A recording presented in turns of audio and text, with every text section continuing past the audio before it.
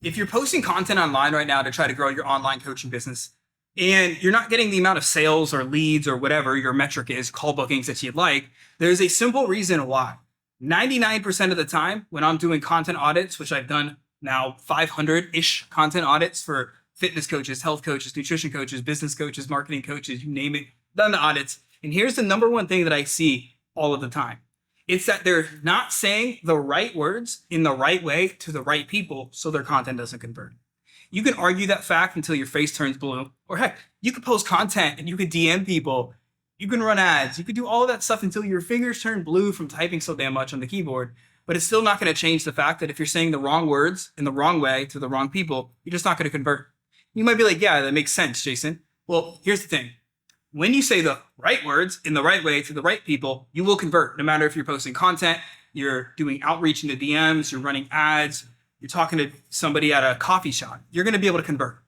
And so I'm going to give you in this video 3 practical things that you could do right now, today, to make your content more profitable, to make it convert more sales. So the first step is what I call speaking to their psychology.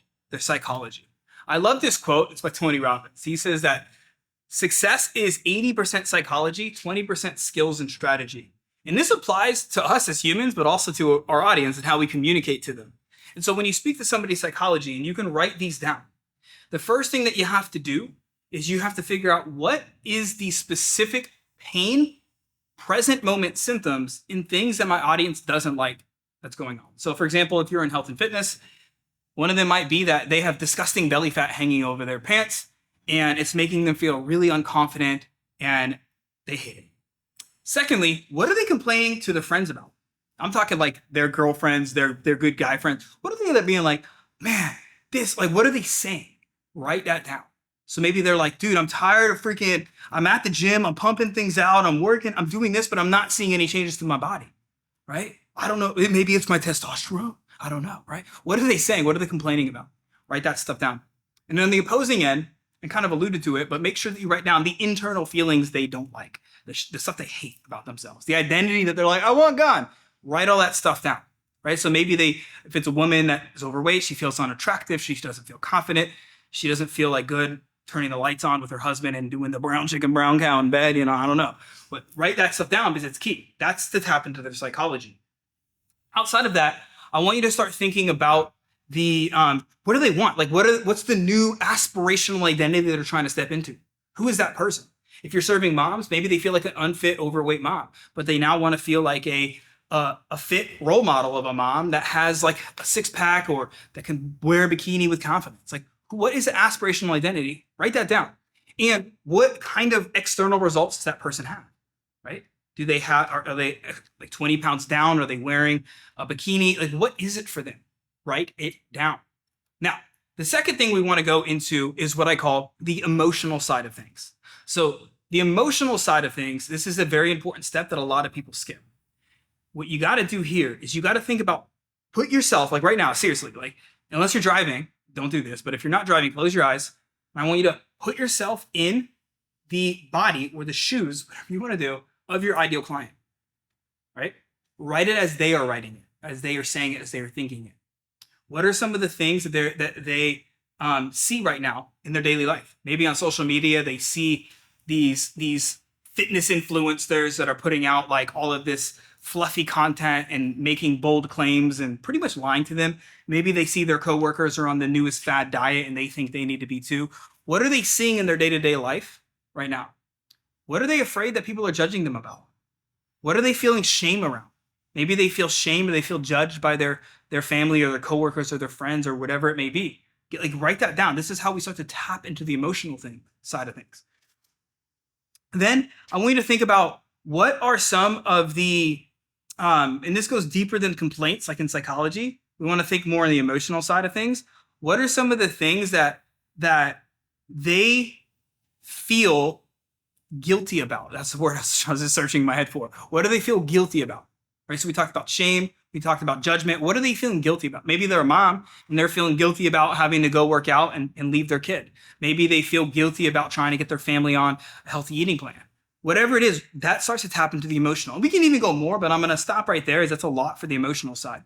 Now, step number 3 is we want to start to think about influence. This is absolutely key. This is where most people go wrong, which is why most people are broke and most people like suck.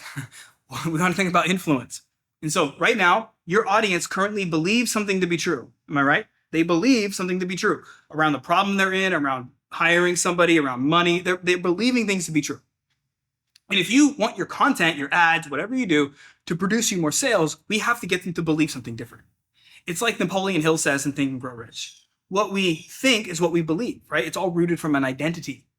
So if they're viewing your content through an old identity and they have old beliefs and an old way of thinking that's not serving them, right? That's going to get them to feel a certain way. That's going to get them to take certain actions. Those actions are going to yield certain results in their life. You, with your content, have to get them to believe a new belief so that way they have a different feeling, a feeling of hope, of empowerment, of inspiration, of maybe this can work for me. And then that will get them to take an action. So when you put out a call to action in your content, that's going to get them to be like, dude, tell me more. And that's what starts to generate you more inbound leads, more inbound DMs, more inbound sales. You see what I'm saying? And so how we do that is first I want you to write down, what do they currently believe about the problem that they're in? So for example, say you're in weight loss. Maybe they believe that they have, that it's their genetics. They're 36 now and their genetics are just bad and this is how life's supposed to be.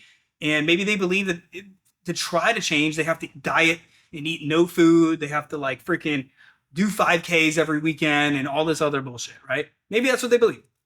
You have your belief. So what is your belief? Maybe your belief is like, nah, you just have to like lift some weights or eat healthier, eat the right amount of calories. You'll be good. Like you'll be good. Drink water, get some better sleep.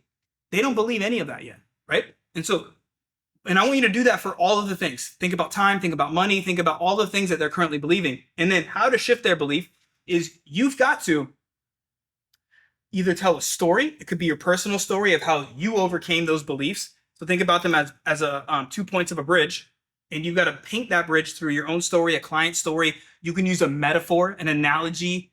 You can use something along those lines to make it make sense to them. Does this make sense? That's how you start to build that bridge and shift their beliefs. And the last thing I'll say here before we wrap up is you want to have some kind of unique mechanism. That's what creates believability. Now, your unique mechanism could be, like for me, when I was in online fitness, for example, it was my flex fuel nutrition framework, where I had metabolic intensity training. Now I have my content messaging matrix. I also have our organic growth system. We have unique mechanisms that get people to be like, I haven't tried that exact thing. Let me try that to get to the transformation that I want to have. Does this make sense? And so these are some of the keys that you can start to take down. Watch this video again. And if you found this helpful, make sure to click subscribe, leave a comment letting me know what you thought. And if you want to download, you can click in the link below in the description and you can get a copy of my 5-post swipe file that has the top 5 posts that generated us multiple 7 figures in online fitness sales, 100% organically. So remember this, you got to tap into their psychology. You got to tap into their emotionalology. You got to tap into influence. And when you can infuse those things into your content and into anything you do when it comes to communication, you will find yourself getting way more inbound leads, booking way more appointments, and getting way more clients and sales into your business.